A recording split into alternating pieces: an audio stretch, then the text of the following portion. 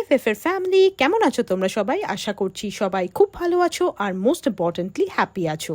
পয়লা বৈশাখের দিন আমরা একটা বার্থডে ইনভিটেশনে গেছিলাম, সেখানে কি কি খেলাম তোমাদের সাথে শেয়ার করছি।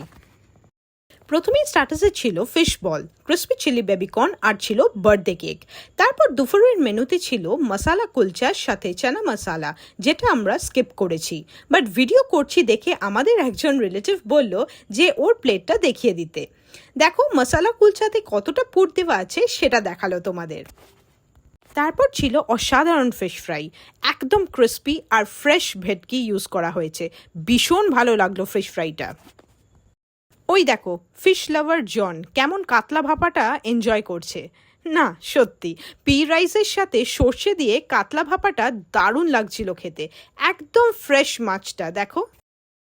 পয়লা বৈশাখের দিন দুপুরে এতটা গরম ছিল, তারপর এত খাবার খেয়ে লিটারেলি হাঁসফাঁস করছিল সবাই।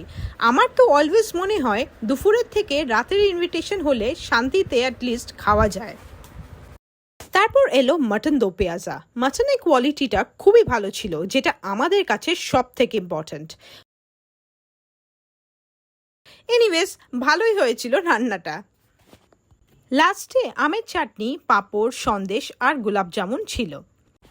এরপর স্টল থেকে ম্যাঙ্গো আইসক্রিম নিলাম। ম্যাঙ্গো আইসক্রিমে টুটি ফুটি অ্যাড করেছিল আর চকলেট সিরাপও, বাট ম্যাঙ্গো আইসক্রিমে এই টপিংসগুলো খুব একটা ভালো লাগেনি।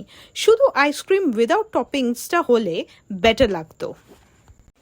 লাস্টে এত জল পিপাসা পাচ্ছিল, তাই বাধ্য হয়ে মকটেল কাউন্টারে গেলাম।